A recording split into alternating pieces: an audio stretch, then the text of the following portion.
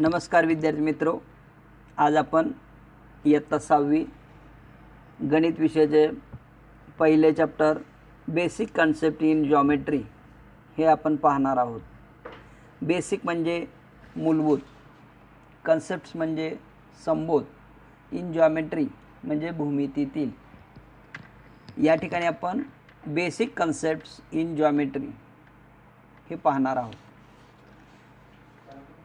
Complete the rangoli, then have a class. Discuss with the help of following questions. आपणाला या ठिकाणी दिसणारी जी रांगोळी आहे त्या रांगोळीचे आपण एक कल्पना करून वेगवेगळे आकार तयार करायचे आहेत आणि वर्गामध्ये चर्चा करायची आहे। पहिला क्वेश्चन आहे या ठिकाणी, what kinds of surface do you need for making the rangoli. Rangoli काढण्यासाठी आपणाला कशा प्रकारचा पृष्ठभाग आवश्यक आहे। तर या ठिकाणी आपणाला आपल्या घरामध्ये किंवा घरासमोर किंवा अंगणामध्ये असणारा प्लेन पृष्ठभाग आपणाला आवश्यक असतो। How do you start making a rangoli. तुम्ही रांगोळी काढण्यासाठी सुरुवात कशी कराल। तर रांगोळी जोडण्यापूर्वी तुमच्या मनामध्ये एक आकार वेगळा तयार होईल आणि त्यानुसार तुम्ही चौकोन, त्रिकोण, वर्तुळ, आयत या प्रकारचे तुम्ही काय करणार आहात, आकार तयार करणार आहात। What do you do in order to the complete the rangoli. आणि रांगोळी पूर्ण केल्यानंतर तुम्हाला कशा प्रकारचे आकार त्या ठिकाणी पाहायला मिळतील। Name the different shapes you seen in the rangoli. आणि ज्यावेळी आपण रांगोळी कंप्लीट तुम्ही करणार आहात त्यावेळी तुम्हाला त्या ठिकाणी वेगवेगळे आकार पाहायला मिळतील। चौकोन आहे, त्यानंतर आयत आहे, त्यानंतर त्रिकोण आहे, त्यानंतर एक रेष अखंड आहे। Name the different shapes do you see in the rangoli. आणि जे जे आकार तुम्ही काढलेले आहेत त्या आकाराला तुम्ही काय करायचे आहेत, वेगवेगळ्या प्रकारची नावं द्यायची आहेत। पाचवा क्वेश्चन आहे, would it be possible to make a rangoli on a scooter or on in elephant's back. आपण काही possible make the rangoli, would it be possible to make a rangoli on a scooter or on a elephant's back। आपण स्कूटरच्या किंवा हत्तीच्या पाठीवर वगैरे रांगोळी काढणे possible आहे का, शक्य आहे का। ते आपणाला पॉसिबल होणार नाही किंवा शक्य होणार नाही। त्याचं कारण आहे तो जो पृष्ठभाग आहे तो प्लेन असणार नाही। नेक्स्ट क्वेश्चन आहे, when making a rangoli on a paper what do you use to make the dots। ज्यावेळी तुम्ही कागदावर किंवा वहीच्या प्लेन कागदावर रांगोळी काढणार आहे त्यावेळी तुम्हाला कशाची गरज भासणार आहे। तर तुम्हाला त्या ठिकाणी पेन्सिल आणि पेन आणि कागदाचा प्लेन पृष्ठभाग आवश्यक लागणार आहे। ठीक आहे, यानंतर आपण सर्व विद्यार्थ्यांनी या आकाराविषयी किंवा अशा पद्धतीने कृती करून वर्गामध्ये चर्चा करायची आहे। त्यानंतर आपण या ठिकाणी पॉइंट्स म्हणजे बिंदू, तर पॉइंट्स म्हणजे काय हे पाहणार आहे। सोबत एक आपणाला या ठिकाणी आकृती दिसते, त्या आकृतीचं आपण निरीक्षण करायचं आहे। तर एक वहीचं कागद आहे, पेज आहे, त्या पेजवर पेन्सिलने किंवा पेनने छोटे छोटे पॉइंट्स काढलेले आहेत आणि त्यांना नावं दिलेली आहेत। त्याचं आपण सुरुवातीला निरीक्षण करायचं आहे। या ठिकाणी एक पेन्सिलने बारीक बिंदू काढलेला आहे, पॉइंट काढलेला आहे आणि त्याला एक नाव देण्याचा प्रयत्न केलेला आहे। नावाचं जर आपण निरीक्षण केलं तर या ठिकाणी आपणाला इंग्रजीमध्ये असणारं कॅपिटल अक्षर पाहायला मिळतं। कोणतं अक्षर आहे, हां, पी हे अक्षर आहे। नेक्स्ट दुसऱ्या पॉईंटचं आपण जर ऑब्झर्वेशन केलं तर आपणाला या ठिकाणी कॅपिटल हे अक्षर पाहायला मिळतं। थर्ड वन, नंतर जर आपण सूक्ष्म बिंदू पाहिला तर त्या ठिकाणी आपणाला कॅपिटल टी हे अक्षर पाहायला मिळतं। आता हे आपण निरीक्षण केल्यानंतर point P, point A, point T याचं निरीक्षण केल्यानंतर आपण मूळ ठिकाणी जाणार आहोत। पॉइंट्स म्हणजे बिंदू। आता याची डेफिनेशन लिहा असा प्रश्न विचारला जातो किंवा व्याख्या लिहा असा प्रश्न विचारला जातो। तर आपण या ठिकाणी सुरुवातीला रीडिंग करणार आहे. A points is shown by a tiny dots. A points म्हणजे बिंदू. इज शोन बाय म्हणजे आपणाला ज्यावेळी आपण दर्शवतो ए टायनी डॉट्स, सूक्ष्म बिंदूने ज्यावेळी एखादी आपण आकृती काढतो त्या आकृतीला आपण काय म्हणतो? पॉईंट्स म्हणतो. We can use a pen or sharp pencil to making the dots. असे सूक्ष्म बिंदू पॉईंट पी आहे, पॉईंट ए आहे, पॉईंट टी आहे, असे सूक्ष्म बिंदू काढण्यासाठी मेकिंग द डॉट्स तयार करण्यासाठी आपण कशाचा यूज केलेला आहे? पेन आणि शार्प पेन्सिलचा यूज केलेला आहे, वापर केलेला आहे. The dots in the rangoli are the symbols for points. रांगोळीमध्ये दिसणारे जे डॉट्स आहेत किंवा या वहीच्या पानावर दिसणारे जे डॉट्स आहेत, स्मॉल पॉईंट्स आहेत, ते पॉईंट्स काढण्यासाठी आपण कशाचा यूज केलेला आहे? पेन किंवा पेन्सिलचा यूज केलेला आहे. नेक्स्ट आपण यूज केलेला आहे a points can be given a name. नाव देण्यासाठी आपण कशाचा यूज केलेला आहे? तर कॅपिटल लेटर्सचा यूज केलेला आहे. कॅपिटल लेटर्स, कॅपिटल म्हणजे ठळक अक्षरांचा वापर केलेला आहे किंवा इंग्रजीमध्ये असणारे जे अल्फाबेट्स आहेत त्याचा यूज केलेला आहे. Of the alphabets are used to the name a points. तर या पॉईंटला नावं देण्यासाठी आपण काय केलेलं आहे? कॅपिटल लेटर्सचा यूज केलेला आहे. The points P. आता या ठिकाणी याचे रीडिंग आणि रायटिंग दोन प्रकारे आपल्याला करावी लागते. एक रीडिंग आहे, रीडिंग करत असताना आपण पॉईंट पी या स्वरूपामध्ये करणार आहे आणि रायटिंग करत असताना आपण एक छोटा डॉट काढून पॉईंट हा शब्द लिहून त्याच्यापुढे आपल्याला पी हे अक्षर लिहावं लागेल. त्यानंतर पॉईंट्स लिहून त्याच्यापुढे ए लिहावं लागेल. त्यानंतर पॉईंट लिहून त्याच्यासमोर काय करावं लागेल? टी हे अक्षर लिहावं लागेल. The points P, points A and point C are shown in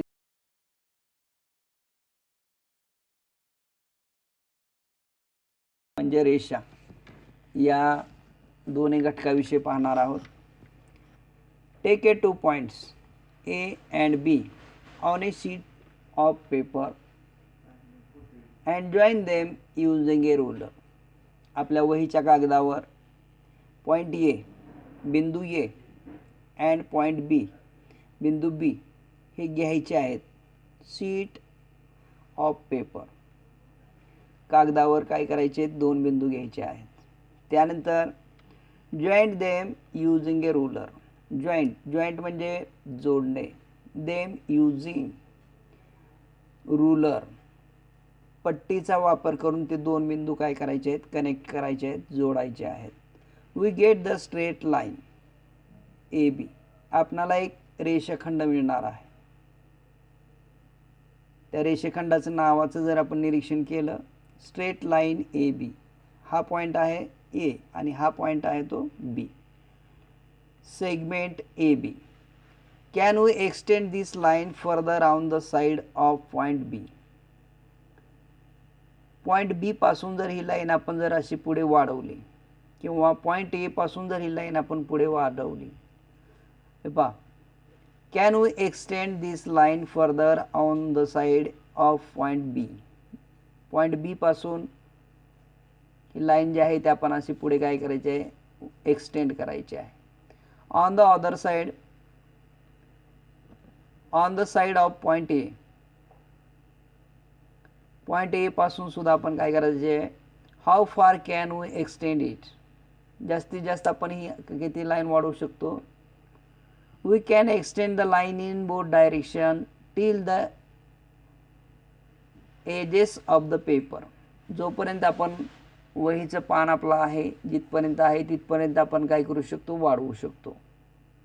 आणखी वाढवायचे असेल तरी आपणाला काय करावे लागेल? आपण पुढे आणखी सुद्धा काय करू शकतो? एक्सटेंड करू शकतो, वाढवू शकतो. If the paper is very big.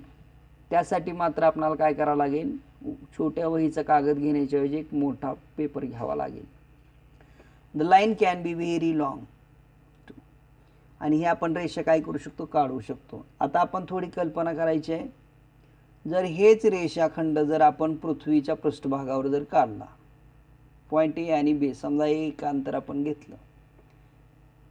आता पृथ्वीचा पृष्ठभाग म्हटल्यानंतर आपल्या वहीच्या मानाने तो अंतर जास्त आहे. तर आपण समजा ए आणि बी पण हे जे पॉईंट अंतर आहे ते आपण समजा 2 किलोमीटर घेतलं आणि हे पॉईंट ए पासून आपण वाढवायला सुरुवात केली, पॉईंट बी पासून वाढवायला सुरुवात केली, तर आपण कितीही काय करू शकतो, किलोमीटर अंतर वाढवू शकतो. We can extend the line in both direction.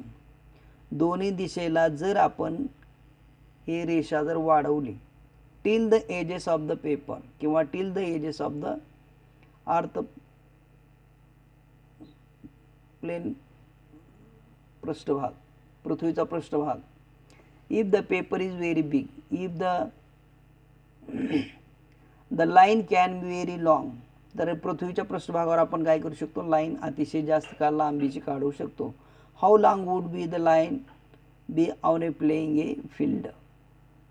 आता या ठिकाणी let us imagine that we can extend this line forever without any limits on the both sides. To show this extend the line on the paper, we use arrowhead at both ends. तर या ठिकाणी आपण वहीवर ज्यावेळी आपण रेषा काढणार आहे, लाईन काढणार आहे, त्यावेळी आपण काय करायचे आहेत, ॲरोहेड पॉईंट ए च्या साईडला आणि पॉईंट बी च्या साईडला सुद्धा आपण काय करायचे आहेत, ॲरोहेड्स काढायचे आहेत. ॲट बोथ एंड्स, बोथ म्हणजे दोन्ही टोकाला. पॉईंट एच्या साईडला सुद्धा आपण काय करायचं आहे, ॲरो काढायचं आहे. पॉईंट बीच्या साईडला सुद्धा काय करायचं आहे, ॲरो काढायचं आहे. In mathematics when we say line, आणि अशी आकृती ज्यावेळी आपली कंप्लीट होते, अशी फिगर ज्यावेळी आपली डेव्हलप होते, त्या फिगरला आपण काय म्हणतो, व्हेन वी से लाईन्स. आता ह्यामध्ये लाईन सेगमेंट आहे पहिली कृती. दुसरी कृती आहे लाईन सेगमेंट ए साईडला आणि पॉईंट बी साईडला काय करायचे, इन्क्रीज करायचे आहे. आणि नेक्स्ट आहे या ठिकाणी ॲरोहेड पुटअप करायचे. नेक्स्ट पॉईंट ए साईडला अँड पॉईंट बी साईडला काय करायचे, तर ॲरोहेड दाखवायचे आहेत at the both ends of the line. In mathematics when we say line, आणि आपण त्यावेळी काय करू शकतो, दिस फिगर, अशा आकृतीला आपण काय करू शकतो, लाईन कन्सिडर करू शकतो. आता लाईनचे नाव देत असताना 2 टाईप्समध्ये आपण नावं देऊ शकतो. एक लाईन ए बी किंवा सेगमेंट ए बी, एक minute, line A B and line L. L अक्षर सुद्धा यूज करून आपण काय करू, सिंगल पॉईंट आणि 2 पॉईंट यूज करून आपण काय करू शकतो, लाईनला नाव देऊ शकतो. When we say line we mean straight line.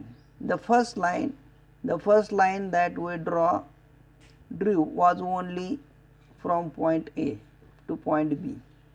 It was a piece of a segment of the longer line.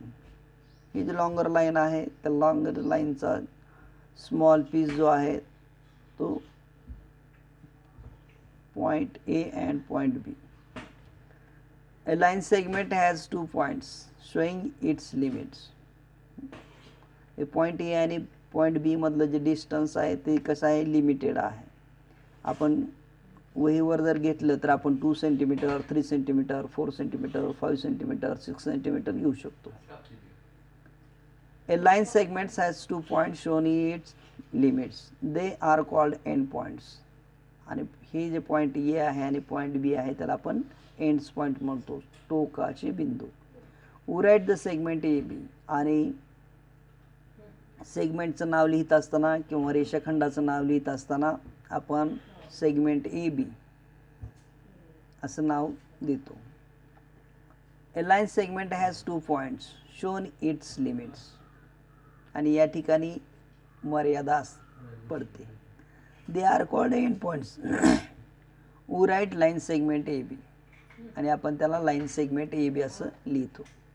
Segment A B in short, आणि थोडक्यात आपण रेषाखंड ए बी असं लिहितो. A and B are its end points.